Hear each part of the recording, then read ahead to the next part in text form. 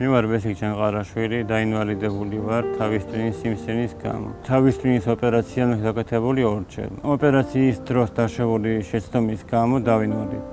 საქართველოში ჩატარებული არასწორი დიაგნოზების და მკურნალობის გამო მოხდა ჩემი არასწორი მკურნალობის დაწყება, რისთვისაც მიმართე ძალიან ბევრ ექიმს, ჩავიტარე გამოკვლევები საქართველოში, მაგრამ ექიმები ძალიან ცივად მიცილებდნენ ხოლმე თავიდან ხშირად და მეუბნებოდნენ, რომ რაღაცა შენი მკურნალობაა დიდი ხარ უკვე და არაფერი არ გაშველება. შემდეგ ჩავიტარე კიდევ გამოკვლევების სხვა და რის შედეგადაც მივიღე აქაური დიაგნოზები, რომელიც იყო სრულიად მცდარი. საბოლოოდ დასკვნა კი ისეთი იყო, რომ დამიდგინე, რომ საქართველოში მკურნალობა შეუძლებელი იყო ჩემთვის.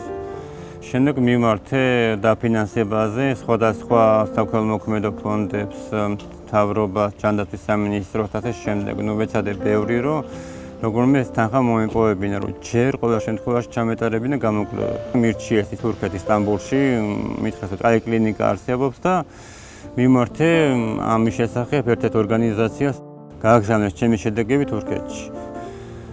შემდეგ მოვიდა იქიდან თანხა, რომ ესაჭიროებოდა $5,000 იმისათვის, რომ ჩავსულიყავი ჩამეტარებინა გამოკვლევის სტამბოლში მედიპოლის კლინიკაში. გამომიყო მერიამ დაფინანსება ნაწილობრივი, ხოლო დარჩენილი თანხა მე დავუმატე, რაც თქვა დაგროვილი ამ წლების მანძილზე. სტამბოლში ჩატარებული გამოკვლევების შედეგად დამინდგინდა, რომ ჯანმრთელობის მდგომარეობა მაქვს რთული, მაგრამ შესაძლებელი არის მკურნალობა. მე საჭიროება ერთი კურსისთვის $10,600, ხოლო რამდენი კურსი იქნება საჭირო, ეს მხოლოდ იმის შემდეგ გაირკვევა, რაც ჩატარდება პირველი კურსი. რამდენიმე წელი გავიდა უკვე, რაც ესე ვდგევარ ქუჩაში, რომ ხალხს მივმართო, რომ დამეხმარონ. ჩემი ჯანმრთელობის გამო ძალიან რთული არის ჩემთვის, მაგრამ მიწევს, იმიტომ რომ სხვა გამოსავალი არ მაქვს, მინდა რომ მივახციო ყველაფერს და ჩავიტარო მკურნალობა. ვალის გამო ჩამოგვართვა ბანკმა სახლი და დავრჩით ესე უსახლკაროდ. შემდეგ 2 წელის მანძილზე ვიცხოვრე ქირით, რის რაშიც ვხარჯავდი ჩემს თანხებს, რომელსაც ვაგროვდი სამკურნალო. შემდეგ Facebook-ის მეშვეობით შეიტყო ერთმა ადამიანმა ჩემს შესახებ დამიკავშირდა მე და შემომთავაზა, რომ მეცხოვრა მის ბინაში. დღემდე მის ბინაში ვცხოვრობ, რისთვისაც მას ძალიან დიდ მადლობას ვუხდი. კარგი იქნებოდა, რომ გამოჩენილიყო ვინმე, ვინც შეძლებდა, რომ ჩაეტარებინა რაიმე კონცერტი ან აქცია ჩემს დასახმარებლად, მაგრამ სამწუხაროდ არავინ არ გამოჩნდა ასეთი.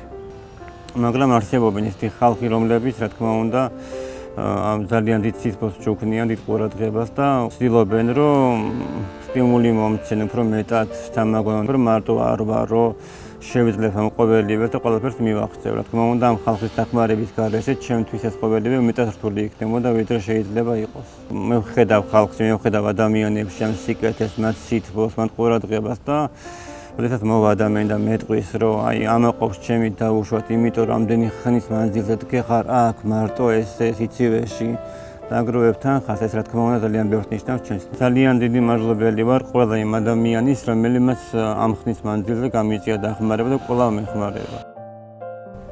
ერთი თვე მაქვს დრო, რომ ჩავიდე სტამბოლში, ჰოსპიტალ მედიპოლში, რომ შევძლებ მკურნალობის დაწყება. თითოეული თქვენგანის იმედი მაქვს, რომ შევძლებ ავიხდიო მთელი ჩემი ცხოვრების ოცნება, რომ ვიყო ჯანმრთელი.